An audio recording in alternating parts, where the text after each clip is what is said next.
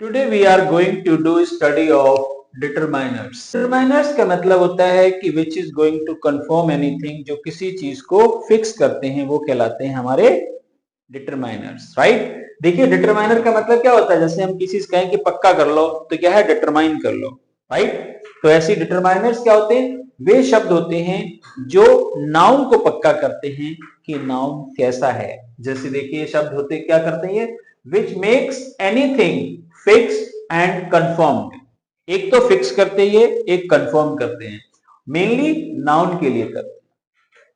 और these words are given down, ये शब्द नीचे गए हैं। जैसे देखिए कौन सा शब्द है ये, राइट। जैसे ये लिखा हुआ ए एन डी, अब यहां पे ये आर्टिकल नहीं है।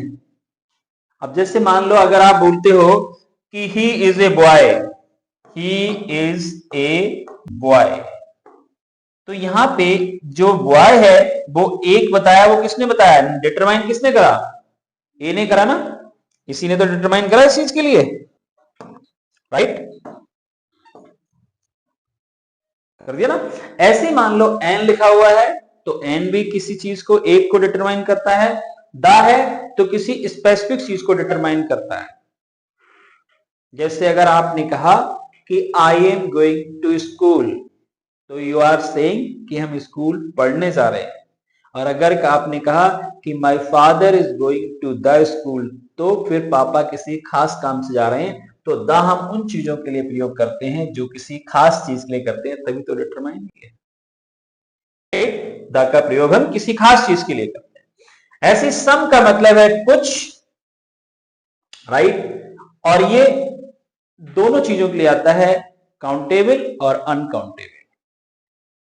अगर आप इसको सम कहें कि जैसे कक्षा में कुछ लड़के हैं तो आप क्या बोलेंगे, सम बॉयज आर देयर। और अगर कहें थोड़ा सा दूध है ग्लास में तो क्या बोलेंगे, there is some milk in the glass, right. तो ये दोनों चीजों के लिए यूज हो जाता है। ये भी हमारा ऐसे ही है, राइट, ये गिनती के लिए यूज होता है। अब लिटिल है, इस किस चीज के लिए यूज होता है, राइट, जिसको हम गिन ना सके, राइट। जैसे लिटिल है और आ लिटिल है और द लिटिल है, इन तीनों में फर्क क्या है पता है। लिटिल का प्रयोग होता है ना के बराबर, राइट, बिल्कुल भी नहीं, नाम मात्र जिसे बोलते ना, नाम मात्र, नाम मात्र का, नाम मात्र का इसलिए बोलते हैं। मतलब जैसे आपने कहा कि there is little milk in the glass, इसका मतलब है ग्लास में बिल्कुल भी मिल्क नहीं है, ओनली एक का ड्रॉप पड़े हुए, नीचे जो लीज बच जाती, लीज, लीज कहते हैं ना जिसको, चाय पी के या पानी पी के या किसी चीज को पी के जो नीचे छोड़ देते हैं वो कहलाती है लीज। तो क्या है, केवल लीज है, वहां पे कुछ है नहीं, चाय नहीं बन सकती इससे। ऐसे अगर आ लिटिल लगा लेंगे तो इसका मतलब हो जाएगा थोड़ा सा ज्यादा, there is a milk in the glass, लेकिन दूध है, लेकिन इतना नहीं है कि वी कैन प्रिपेयर टी, कि हम इससे चाय बना सकते। गॉट द पॉइंट, समझ आ गया नहीं। और अगर आप बोलते हो कि द लिटिल, मतलब है कि जितना दूध है वो सब ले आए, लेकिन फिर भी हमारा काम नहीं चलेगा इतने में, लेकिन अब बचा बिल्कुल नहीं, सब कुछ यही है। जैसे आपने कहा कि there is the little milk in the glass, यानी जितना भी है वो सारा का सारा ये है, लेकिन ये भी हमारे काम का नहीं। You can not use it, you can not prepare T और कॉफी, आप चाय और कॉफी बना नहीं सकते। क्लियर हो गया, पारस, अंडरस्टूड। अगला है फ्यू और अ फ्यू और द फ्यू। तो फ्यू का मतलब होता है गिनती के लिए आते हैं, वो आता है नॉन लिविंग, नॉन जिसको हम गिन ना सके, और इसको आता है काउंटेबल के लिए।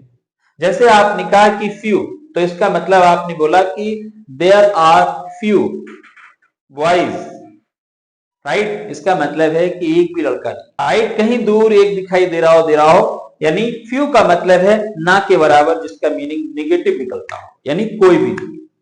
और अगर आपने लगा दिया आ बॉय, आ फ्यू, जैसे आपने कहा कि there are a few books in the library, तो लाइब्रेरी में कुछ किताबें हैं। There are a few boys in the ground, कुछ ग्राउंड में लड़के हैं। अगर द फ्यू लगा दिया तो जितने के जितने हैं सब हैं, लेकिन जितने होने चाहिए उतने नहीं है, राइट। जैसे किसी ने कहा ओके कि there is going to be a seminar, call all the boys, सारे लड़कों को बुला लो या सारे लड़कियों को बुला लो।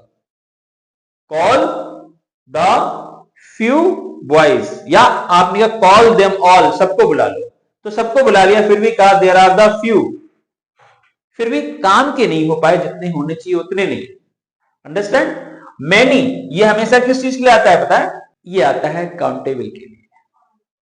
जैसे many players are standing in the ground, many players are playing in the ground, तो ये काउंटिंग के लिए आता है। और ये जिसको हम गिन ना सकें, राइट, अनकाउंटेबल के लिए आता है ये।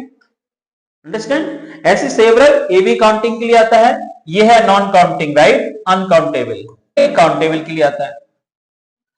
ऐसे अम्पटीन, ये वर्ड सुना है आपने, अम्पटीन? अम्पटीन का मतलब भी होता है गिनती के लिए, इसका मतलब भी होता है सेवरल या मैनी, राइट, इसका मीनिंग भी होता है मैनी